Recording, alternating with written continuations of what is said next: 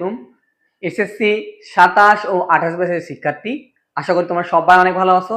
আজকে আমরা তোমাদের একদম 100% কমন টপিকগুলো দেখাবো, যেখান থেকে তোমাদের যারা তোমরা 27 ব্যাচের আছো, তোমাদের সামনে দ্বার প্রান্তে একদম তোমাদের কিন্তু প্রি টেস্ট পরীক্ষা বা টেস্ট পরীক্ষা। আর যারা এসএসসি 28 ব্যাচ আছো, অর্থাৎ তোমরা যারা নতুন 9-এ আছো, তোমাদের কিন্তু অর্ধবার্ষিক পরীক্ষা রুটিন অলরেডি দিয়ে দিছে, পরীক্ষা অলরেডি শুরু হয়ে গেছে। তো আমাদের এই গণিতের এমন একটা অধ্যায় আছে, তোমরা তো জানো, সেটা হচ্ছে আমাদের এই পরিসংখ্যান। এই চ্যাপ্টার থেকে ভাইয়া আমাদের সর্বনিম্ন 27 থেকে 28 মার্কের প্রশ্ন হয়। তো সেই 27 থেকে 28 মার্ক তুমি সহজেই কিভাবে পাবা, আমি তোমাদের একটা বেসিক নির্ভর কিছু টপিক সিলেক্ট করে দিচ্ছি। এই টপিকগুলো তুমি যদি জাস্ট দেখো, তাহলে তোমার শর্ট কোশ্চিন, এমসিকিউ, সৃজনশীল 100% তুমি কমন পাবা, ইনশাআল্লাহ কমন পাবা। দেখো আমরা এই সাজেশন গুলো বইয়ের গুরুত্বপূর্ণ বেসিক নির্ভর, যেগুলো বেসিক থাকলে তুমি যে কোনো ধরনের সৃজনশীল এমসিকিউ কিন্তু পাতে পারো। দেখো, তাহলে আমরা সেই ক্লাসটা দেখো শুরু করি।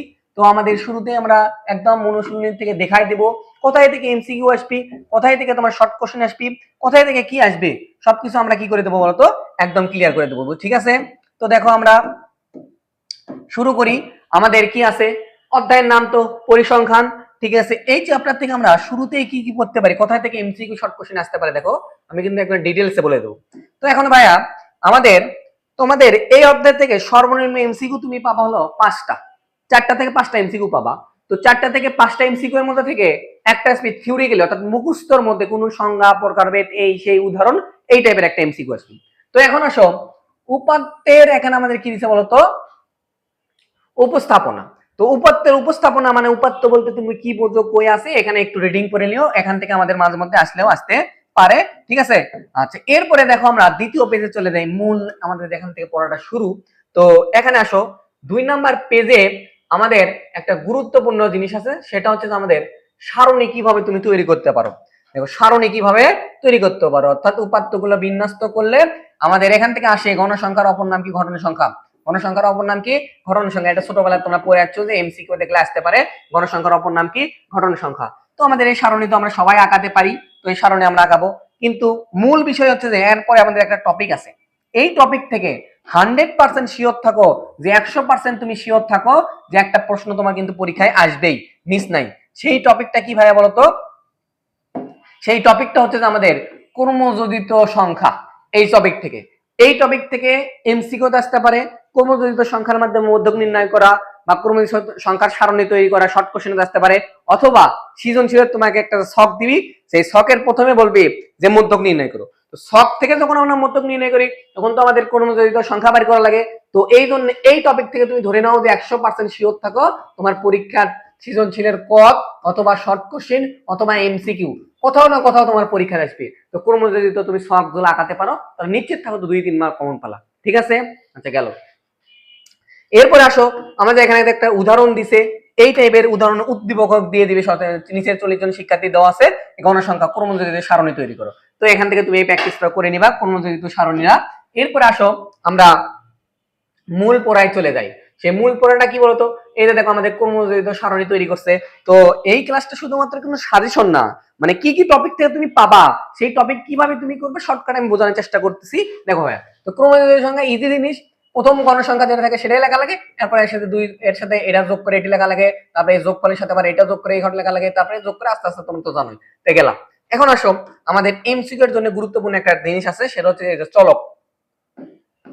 আমাদের কি চলক কাকে বলে এটা আমাদের জানা লাগবে। এখান থেকে পরীক্ষা আসতে পারে পরীক্ষা বিচ্ছিন্ন অবিচ্ছিন্ন চলক, এখান থেকে আমাদের পরীক্ষা হয় উচ্চ সীমা নিম্ন সীমা, এখান থেকে আমাদের কি এমসিকিউ আসতে পারে। তোমরা এগুলো রিডিং করে নিবা, বেসিক ক্লিয়ার থাকবে। তাহলে সর্বপ্রথম চেষ্টা করবা ভাইয়া অনুশীলনী করার আগে, আমি তোমাদেরকে বারবারই বলি, অফলাইনে বা অনলাইনে আমাদের যে প্রাইভেট ব্যাচগুলোতে আছে, আমি বারবার তোমাদেরকে বলি, তুমি যে কোনো বিষয় যে কোনো কিছু পড়ার আগে অনুশীলনী ডিরেক্ট না পড়ে তার আগের যে অংশগুলো থাকে, উদাহরণ, বিভিন্ন টপিকের বিস্তারিত, এগুলো তুমি যখন ক্লিয়ার করে দেবা, তোমার কিন্তু আর বেসিকের কোনো সমস্যা থাকে না। তো সুতরাং যেহেতু কম সময়, তুমি জাস্ট এটা একটু রিডিং করে নেবা, এখান থেকে এমসিকিউ শর্ট কোশ্চেন বিভিন্ন কিছু আসতে পারে, তোমরা পারতে পারবা। ঠিক আছে, এরপর আসো আমরা চলে যাই আমাদের যে লেখ চিত্রগুলো আঁকাতে হয়, গ্রাফের যে চিত্রগুলো আমরা আঁকাই তার সম্পর্কিত এখানে তথ্য দিছে, এই তথ্যগুলো জানতে হবে। যে উপাত্তের লেখ চিত্র, তো উপাত্তের লেখ চিত্র থেকে আমাদের এমসিকিউ আসে যে এ অক্ষ সমান সমান কি হয়, এ অক্ষ সমান সমান কি হয়। তো এখানে থেকে তুমি ডিটেইলসে পড়ে যাবা, এমসিকিউর জন্য গুরুত্বপূর্ণ।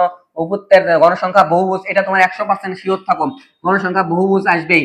তোমাদের নাম সৃজনশীলের গত যে গণসংখ্যা বহুভুজ অঙ্কন করে 100% শিওর থাকো এটা পরীক্ষাতে আসবেই। এখান থেকে তুমি 100% শিওর, এটা পারলে তুমি 4 মার্ক কনফার্ম যে গণসংখ্যার বহুভুজ কিভাবে আমাদের তৈরি করতে হয়, এখান থেকে কিন্তু প্রশ্ন হবে।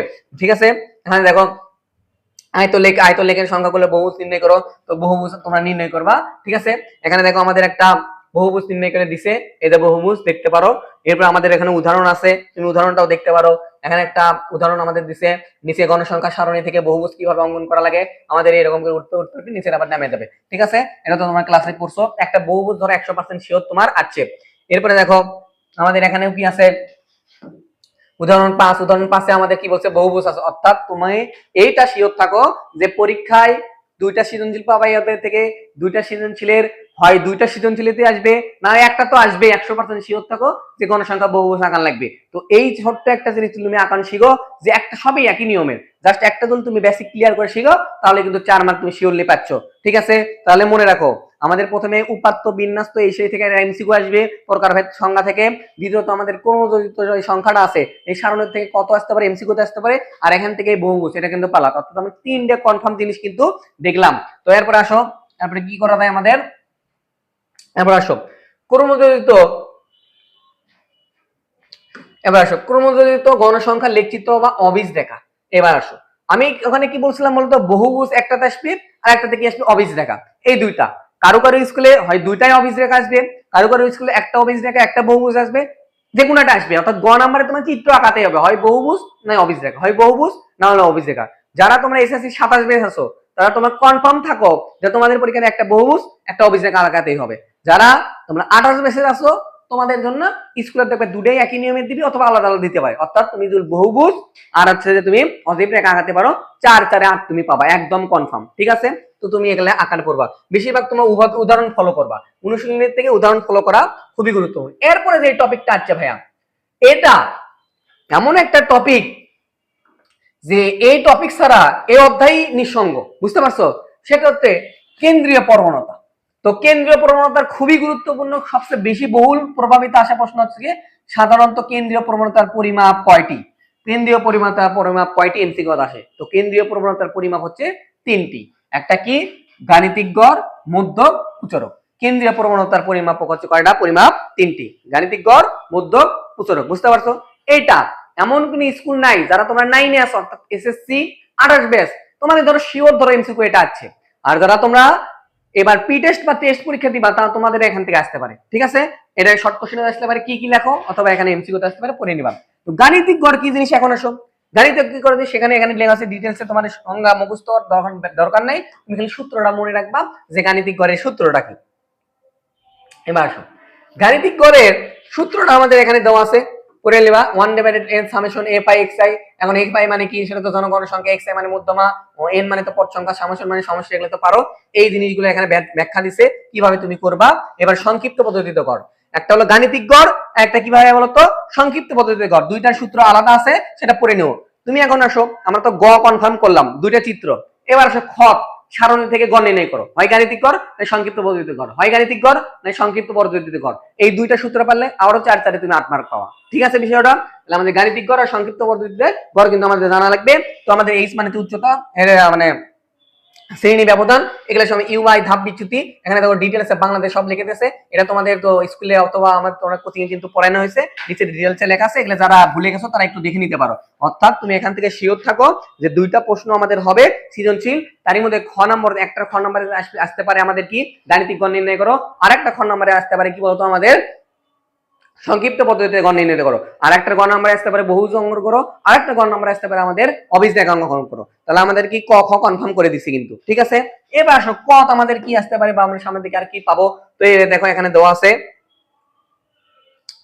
আচ্ছা এটা তেমন গুরুত্বপূর্ণ না। এখন আসো আমাদের খুবই গুরুত্বপূর্ণ টপিক, সেটা হচ্ছে আমাদের এমসিকিউ বা শর্ট কোশ্চেনের জন্য।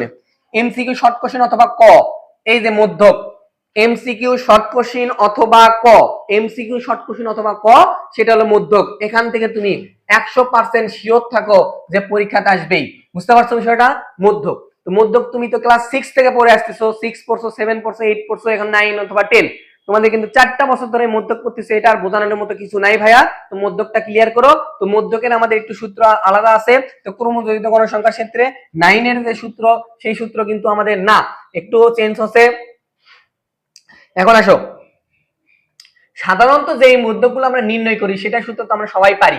এবার আসো, শ্রেণী বিন্যস্ত উপাত্তের মধ্যক নির্ণয়ের সূত্র হচ্ছে যে এটা হুবহু এমসিকিউ তে দেয়, দিয়ে বলবি নিচের কোনটি মধ্যকের সঠিক সূত্র।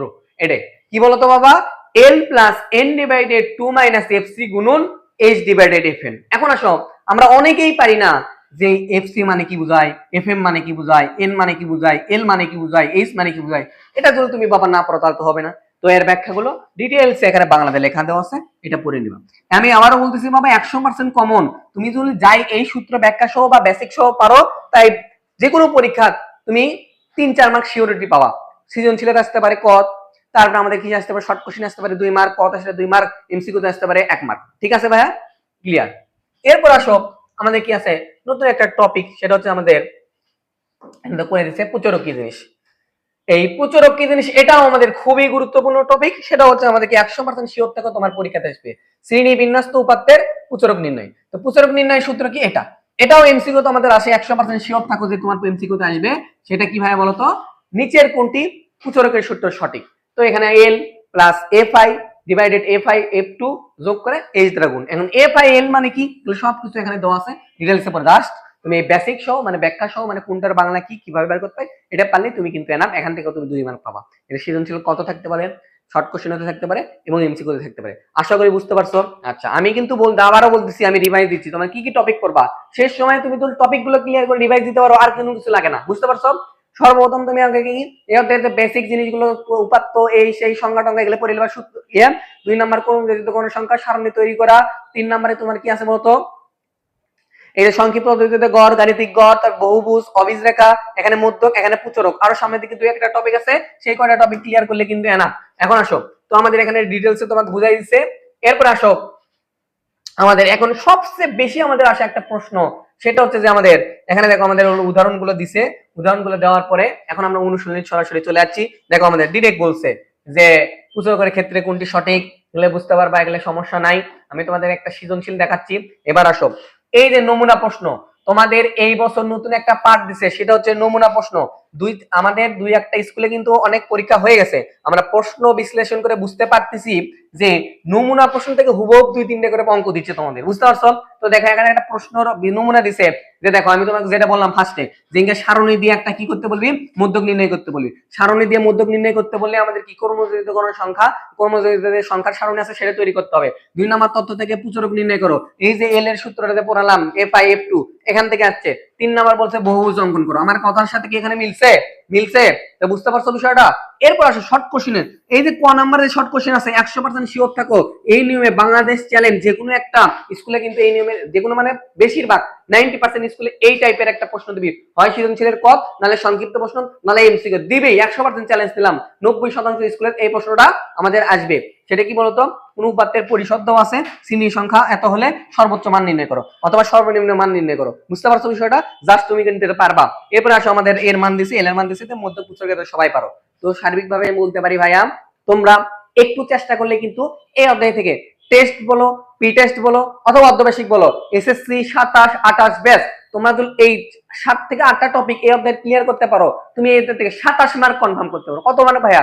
27 মার্ক। আমি আবারও বলছি, সেই টপিকগুলো কি কি, প্রথমে তুমি এতে যত সংজ্ঞা আছে সবগুলো সংজ্ঞা পড়ে নিবা, তারপরে কি আছে সূত্রগুলো পড়ে নিবা। পড়ে নেওয়ার পরে সারণী তৈরি করা শিখতে জানতে হবে, তারপরে ক্রমজড়িত সংখ্যার যে সারণী সেটা চিনতে হবে, তারপর সংক্ষিপ্ত পদ্ধতিতে গড়ের যে সিস্টেমগুলো আছে সেটা জানতে হবে, গাণিতিক গড়ের যে সিস্টেমগুলো ইউআই এটা আছে এটা জানতে হবে। 3 নাম্বার বহুভুজ অঙ্কন করতে হবে, তারপরে আমাদের কি অভিজ রেখা অঙ্কন করতে হবে, মধ্যক প্রচারক, আর কিছু লাগবে না ভাইয়া। বাস এই কয়টা জিনিস যদি তুমি পারো তাহলে এই অধ্যায় থেকে 27 মার্ক তুমি কিন্তু কনফার্ম। তো তোমাদের পরীক্ষা কিন্তু একদম সন্নিকটে, তোমরা জাস্ট বাসায় এই কয়টা জিনিস একটু রিভাইজ দাও ভাইয়া, 100% ভালো তোমার ফলাফল করতে পারবে ইনশাআল্লাহ। তো আমাদের চ্যানেলে তোমরা যারা নতুন আসো অবশ্যই সাবস্ক্রাইব করবা, এবং আমাদের যারা অফলাইন অথবা অনলাইনে পড়তে চাও, আমরা কিন্তু অফলাইনে বগুড়ায় জলশরীতে পড়াই, আর অনলাইনে আমাদের কিন্তু একটা বেসিক টু প্রো একটা কোর্স আছে। তো বেসিক টু প্রো আমাদের একটা অনলাইন রেকর্ডেড ক্লাস, লাইভ ক্লাসের একটা কোর্স আছে, তোমরা জয়েন হতে পারো। আমাদের ডেসক্রিপশনে নাম্বার দেওয়া থাকবে, অবশ্যই যোগাযোগ করবা। আসসালামু আলাইকুম।